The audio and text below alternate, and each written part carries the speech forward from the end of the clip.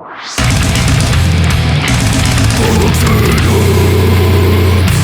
from the void. Hey everybody, I'm Blurry. This is another edition of Vox and Hops album reviews with the Whispers from the Void boys. I'm Evan. And I'm Phil. David S. Void Intimates. Thanks for tuning in, folks. I tried to do jazz because, like... Keep your jazz to yourself. We're here for brutal death.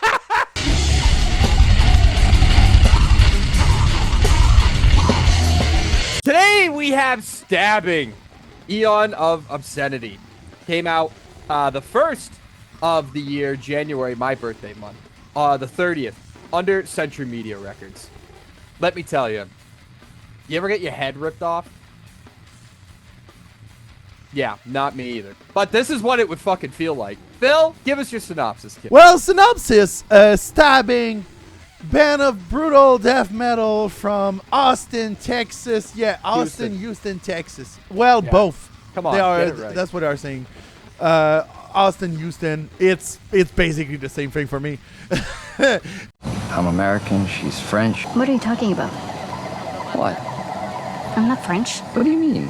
I'm from Quebec. It's not the same thing. Anyway, from Texas, born in 2021, brutal death metal, talking about gore, torture, murder, depravity, like good old brutal death metal stuff. And also leaded by a woman. And it's very rare to see that in brutal death metal, which is very refreshing. Bridget Lynch is her name. And honestly, she got the brutal vocals, man. It's just fucking insane. Deeper voice than me, I'll tell you that. Honestly, deeper voice than me too. I'm not hard to beat, man. in terms of vocals. Anyway, Eon of Obscenity. Honestly, you want a brutal death metal album this year? You go to this album. It checklists everything. You want some brutal guttural vocals? Check. You want some good riffs? Check. You want some pinch harmonics like okay, you got it. Check. You want some just brutality and gory and a good gore artwork? Check. Like, it's just checking everything. Here we go on a way that I never thought I would do this, but a way that it's not a negative point.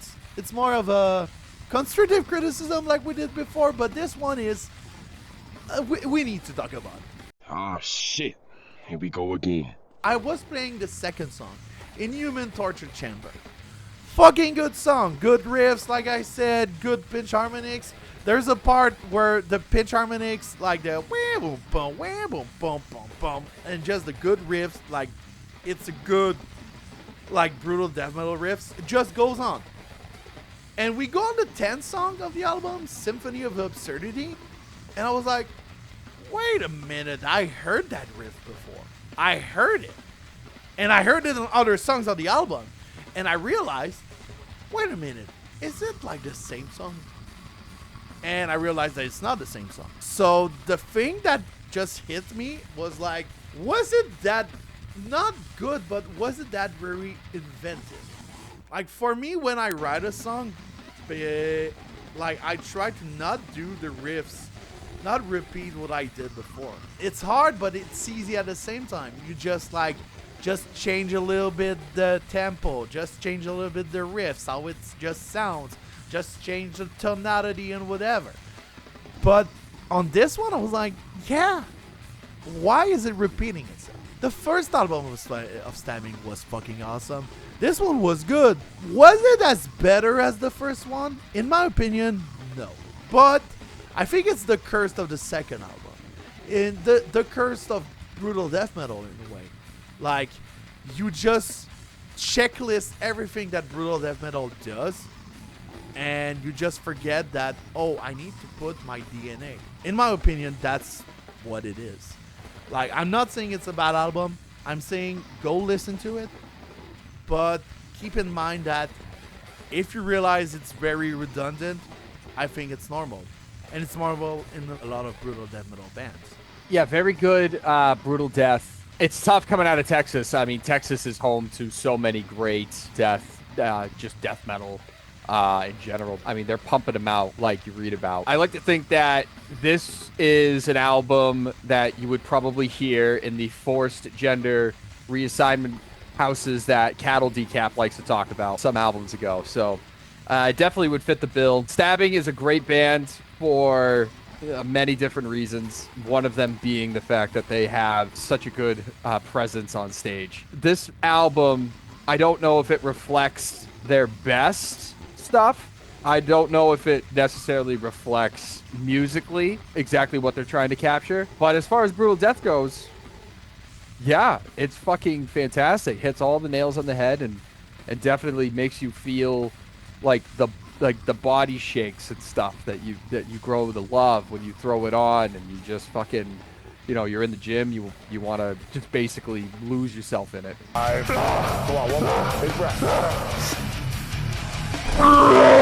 All the songs, you know, I don't think many of them even reach 3.5 minutes, let alone 4 minutes. It's all very nicely tied, bowed up. Definitely a little bit longer. For the most part, I enjoyed it. Does it fit the catalog of what you're trying to find in your brutal death band? I think it does.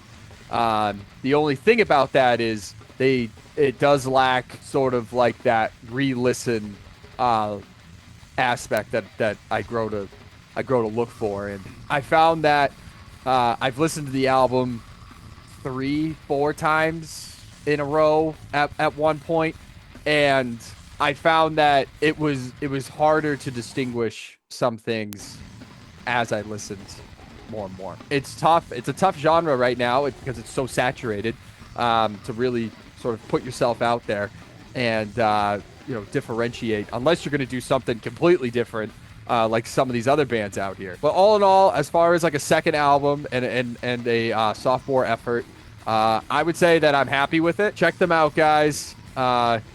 Century Media, man, they're just pumping them out. Looking forward to hearing more from the band. And yeah, this has been another great edition of the Vox and Hops album reviews with your boy Ev and Philippe. Felipe. Philippe. See you on the next one, guys.